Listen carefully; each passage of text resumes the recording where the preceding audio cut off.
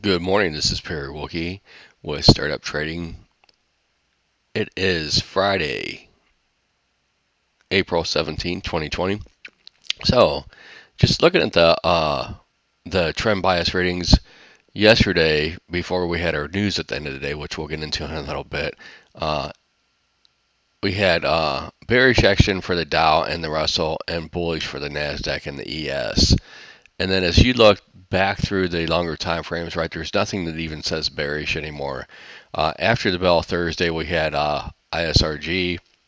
We also had Gilead come out, or actually some news come out that concern Gilead with the testing of remdesivir, their antiviral drug for COVID, that was actually used for mirrors as well.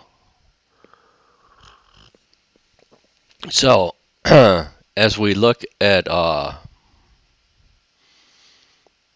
rest of the sheet, one thing that I wanted to point out to you on the sheet is that if we look at the year-to-date, the 2020 year-to-date cash, the Nasdaq is now positive. You can see that the ES was still down 13%, Dow was still down 17.5%, and the Russell, the big laggard, was down almost 30, still 29.39. So, looking at those charts, and you can see over the last 5 days, still the outperformance of the Nasdaq compared to the Russell, and you got the Dow and the ES here, right in between them. Same thing on the 10-day, same thing on the 15-day. Same thing. You got a little bit of a more outperformance on the Russell when you go back 20 days. You go to a 60-day chart, and you can really see the disparity between the Russell and the Nasdaq. And looking at that year to date, like I said, the Nasdaq is now actually positive so far on the year. So looking back at yesterday's action, and we'll get into overnight and everything here in just a minute, but it was really just the solid blue lines where the bell opened yesterday. Just a solid, all the way of retracement. Thursday we spent just really going back over Wednesday's action again with a little bit of a bullish bias to it. And then looking at all the indexes, you can see the underperformance here for the Russell.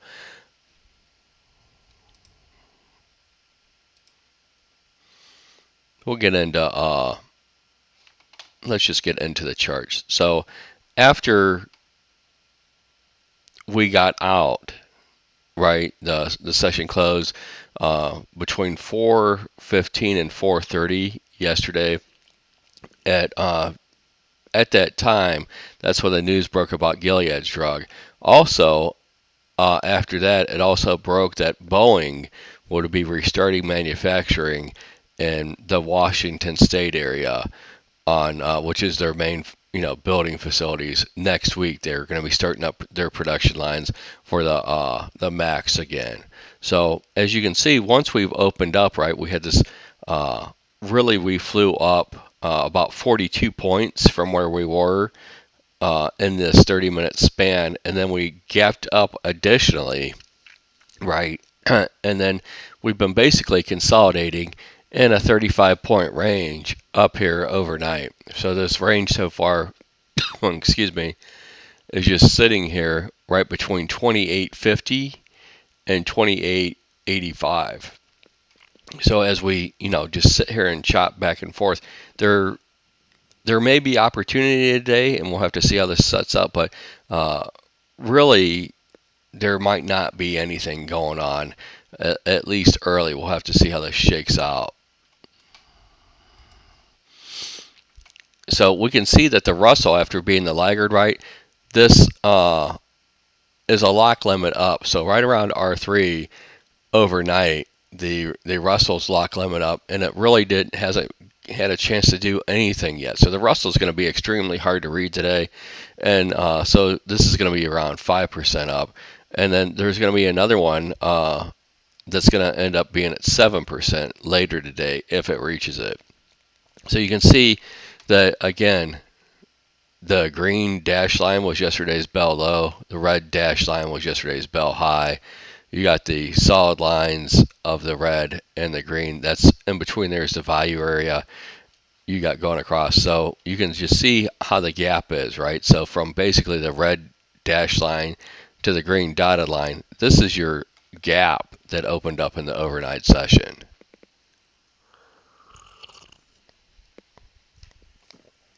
So with all of these really opening up, uh, we'll just have to see. But to be honest with you, this could be a day that you're just better off. Although it looks very enticing, this could be a day that you're just better off not taking any positions and just starting your 3-day weekend a little bit early.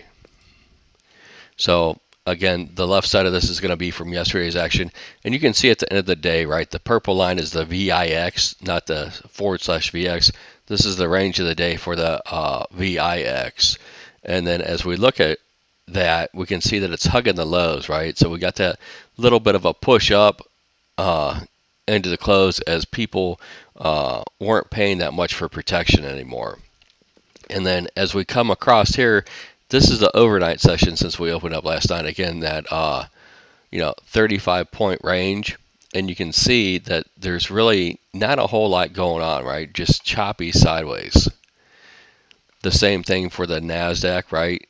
Just going across sideways, just choppy action, no trend, no nothing going on. And then you've got the Russell now with the lock limit up here.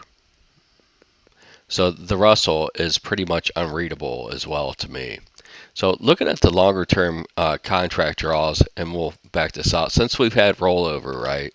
We rolled over here at 2174 while we're up almost 700 points from where we rolled over basically on March 22nd. So if we look at the calendar here,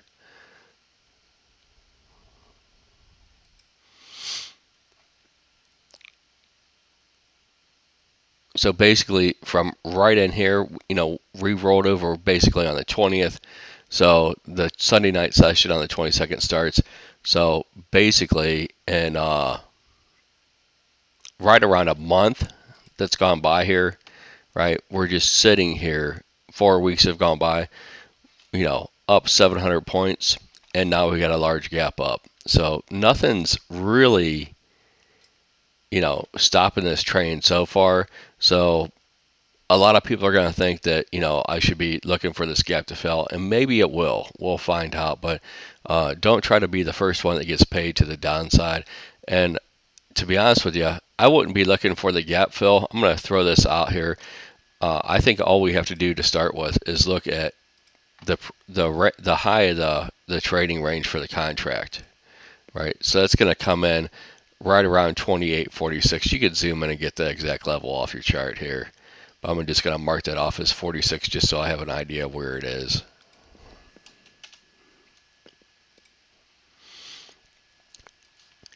And so as we zoom in here, right, all this action's up in here, and this could be front run. I'll go ahead and move it up one more point.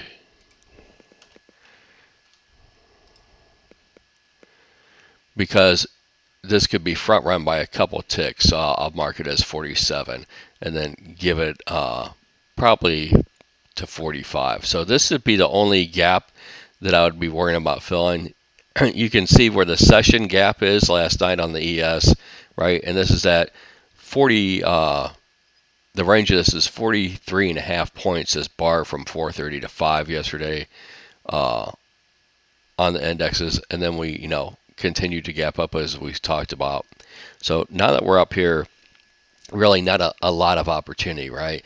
You could try to play for a push up. You could try to play for the breakdown if we start breaking down. But really, this is just, to me, more of a do not trade zone up in here. And I want to see which way we try to break out of this consolidation, if any. And to be honest with you, I think that because we are so bullish, if we break anywhere into this zone, right, you could very narrow risk to reward. You could try to have a very tight stop and then or buy back above. We'll mark it here.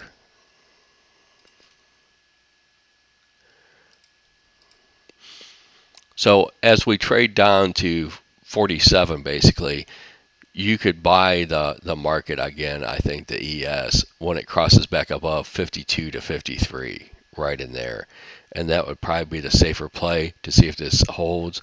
Otherwise, theoretically, you could get the down move, and we could go all the way down to the top of this node. I'm not going to mark it on the chart, but what I would say that's going to be around 27.95. And then really under that is where the ES is going to have problems, and then maybe you will get a bigger pullback. But looking at that 95,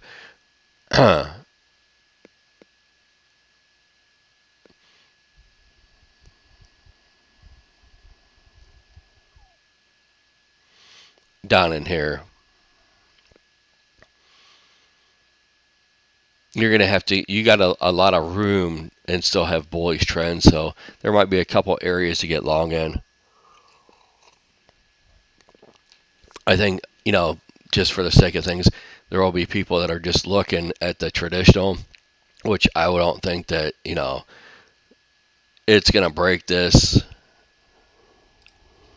just from yesterday's low to this overnight high.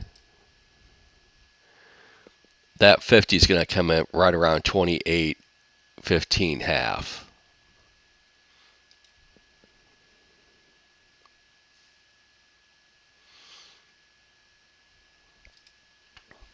So let's look at the NASDAQ in the same way. You can see it's not even as clean, right? We had this 89.22. It gapped up, and it never even really got back above where it was before, right? So we had support resistance up here from before. So where could this fall to on the way back down if we did the similar as the ES, right? This is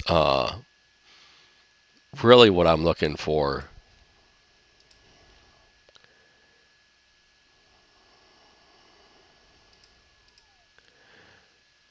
So right around 87, 86.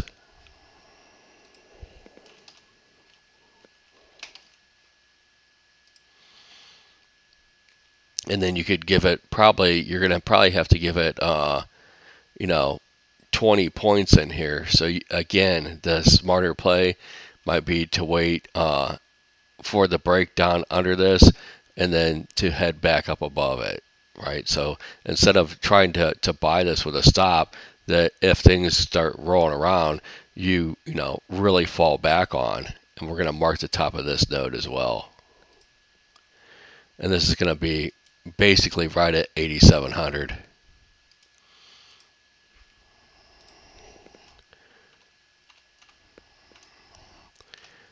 I'm going to mark it at 86.98. But, that is, 200 or, 8,700. You're looking at a 150 point drop. Possible, maybe, but we'll see.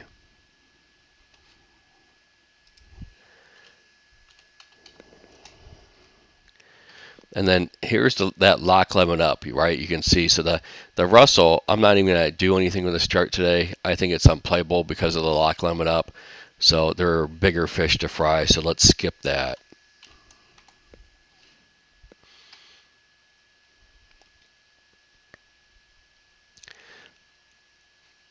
So I would say on the Dow, really you've got almost a window.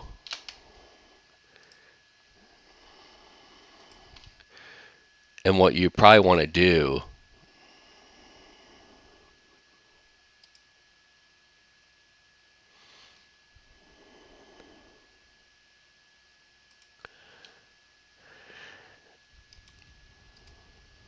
and this window is going to be basically from 23,904 to 23,967. So as we trade down in here, what you'd want to see is this is going to be like a support and resistance band. Again, those numbers 23,904 to 23,967. So that's going to be a support and resistance band. What you're going to want to see is the Dow trade into this area for longs. Then you're going to want to see it come back into the range of this overnight low. So wherever the green dotted line ends up being, you're going to want to see it go above that, and then that would be a long. Otherwise, getting below the bottom side of this, right, this should be resistance going above. And you could basically do this for all the charts. We'll just use the Dow as example today on that one. So looking back at all of them, what we're really going to have to do, except for the Russell, again, just exclude this today because it's going to be a mess, right? So for the other indexes, just watch the green and the red dotted lines and watch yesterday's bell-to-bell high. And as we get into those areas, coming down here and touching and then getting back above the overnight low, right, that should be where your long is if it sets up. Getting back below the previous day's high, the red dash line, and holding below it, right, that could just confirm that there's nothing long, but to be honest with you, trying to get short may chop you up too. So I don't really like looking for the shorts up here, to be honest with you. I'd rather see a little bit of a failure and then get back long as we go back up. And if it is just ends up being a short all day from bell to bell, I don't really care that I missed out. I'd rather not make anything, right, than get chopped up trying to short something right at the areas where we're, should be getting long, right? Or as, resistance, support and resistance. So we'll see. Watch the news cycle. One other thing that we will have today is we'll have headline risk. So as we have headline risk today, right, if, anything comes out that, there was some optimism for some of the states, as many as 30 being able to open back up, at least in phase one of the three phases for the White House administration plan for opening up. If some of those plans, like, to be honest with you, no one cares when Montana, Idaho, Wyoming, and Utah open up. There's really not that much economic activity there. California, Washington State, however, they've been doing quite well, and they could open up a little bit sooner, right? Remember, California alone would be, I think, the third or fourth largest economy in the world if it was a country all of its own. So opening up California is going to be a big deal. So watch California, see when that one opens up, and don't really care so much about these states with no population in them as far as when they're going to open up. It's going to be opening up California. That's probably the biggest state that could open up relatively quickly, that you need to keep your eye on how things go there. They've done a good job so far. I hope this helps. I hope you guys have a great weekend. And to be honest with you, today the market's open, 240 days, basically a year. This is going to be probably a difficult day to trade, even though it looks like it should be a fun day to trade. It probably will not be. So nothing wrong with starting your 3-day weekend early. If you like the trade sheet, if you like this chart here with these markings on it, you can get this chart. There's a link to subscribe to this, and this is for Thinkorswim at the bottom of this video. You guys have a great weekend, and I'll talk to you on Monday.